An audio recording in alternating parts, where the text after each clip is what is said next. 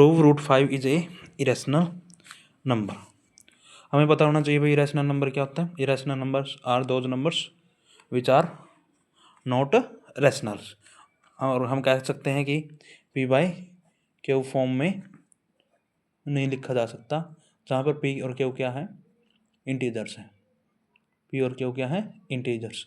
Integers क्या होते हैं, negative natural number plus 0 plus positive natural number को क्या करते हैं, जब हम ऐड करते हैं तो क्या हो जाता है, इंटीजर्स बनता है। ठीक है, और साथ में हमें ये रैशनल नंबर का डेफिनेशन पता होना चाहिए। रैशनल नंबर क्या होता है, पी बाई क्यू फॉर्म में लिखा जा सकता है। Q does not equal to 0 होना चाहिए। पी और क्यू क्या है, इंटीजर्स हैं। और पी एंड क्यू क्या होना चाहिए, साथ में coprime number. And coprime number कौन से होते हैं, coprimes are those numbers, coprimes are those numbers having factor only 1, जैसे 3, 5। इनका HCF कह लो को या कॉमन फैक्टर कह लो क्या है, 1 है। 5, 7 और 9 कह लो, ये सभी क्या है, इनका HCF क्या आएगा, 1 आएगा। तो ये क्या होते हैं, कोई प्राइम नंबर होते हैं। तो इसलिए को रूट 5 को इरेशनल नंबर प्रूव करने के लिए हम क्या करेंगे, हम कॉन्ट्राडिक्शन से चलेंगे। कॉन्ट्राडिक्शन का क्या मतलब है, हम जो चीज़ हमें दी रखी है उसके विपरीत मान लेंगे।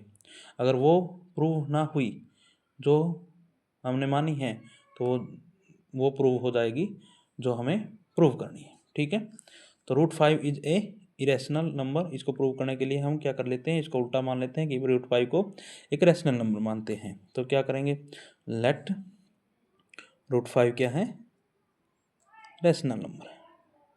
रूट 5 को क्या करेंगे, रैशनल नंबर मानते हैं। अब हमें डेफिनेशन पता है इसकी, तो रैशनल नंबर है तो हम रूट 5 को या तो पी बाई क्यू फॉर्म लिख लो। पी एंड क्यू क्या है, जस्ट वेरिएबल्स हैं, we can put any variable. ठीक है, तो यहाँ पे ए और बी लिख लेते हैं, ए और बी ले लेते हैं, जहाँ पे ए एंड बी क्या है, इंटीजर्स हैं, and a and b are coprime numbers. ठीक है, कोप्राइम नंबर्स। ठीक है, देखो अगर हम ये प्रूव कर देते हैं कि ये कोप्राइम नंबर नहीं है, यानी कि ए और बी, अगर ए और बी का हमें कोई फैक्टर मिल जाता है तो हमें हमारा ये प्रूव हो जाएगा कि ये जो संख्या है रैशनल है, ये रैशनल नहीं है। अगर रैशनल नहीं है तो संख्या क्या बन जाती है, इरैशनल बन जाती है। ठीक है, तो यहाँ से क्या करेंगे, root 5 b is equal to a के बराबर हो जाता है।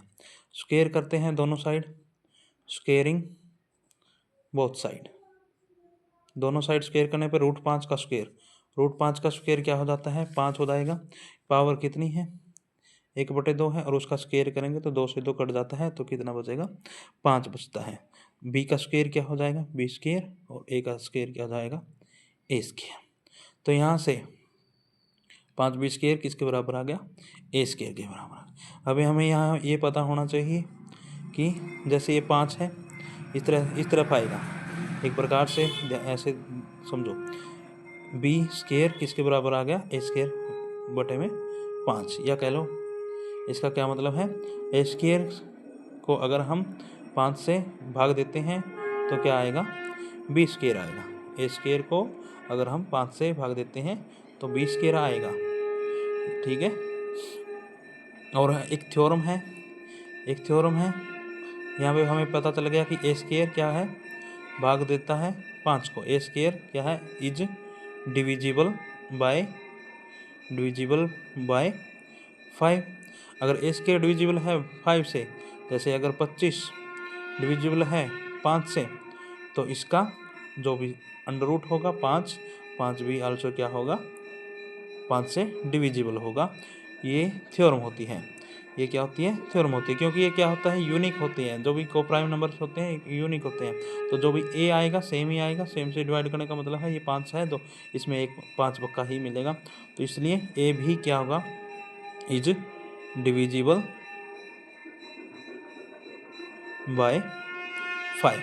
ए अगर 5 से डिविजिबल है, ए अगर 5 से डिविजिबल है तो कुछ ना कुछ आना ही चाहिए।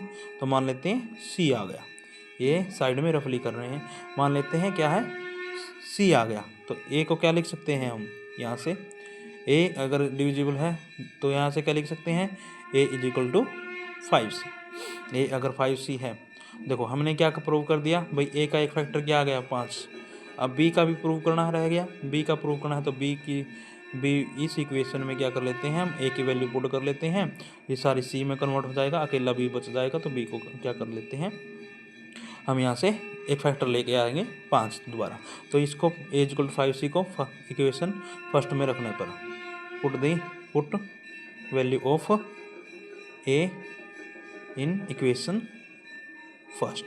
ठीक है भाई, अब आगे देखते हैं 5 बी स्केयर, यहाँ पे कोई चेंज नहीं होगा, ए की जगह पे क्या रखना है 5c और उसका स्केयर। 5b का स्केयर किसके बराबर आ गया 25c का स्केयर।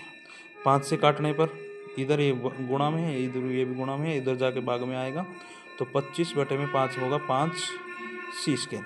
ये ऐसा ही हो गया सेम।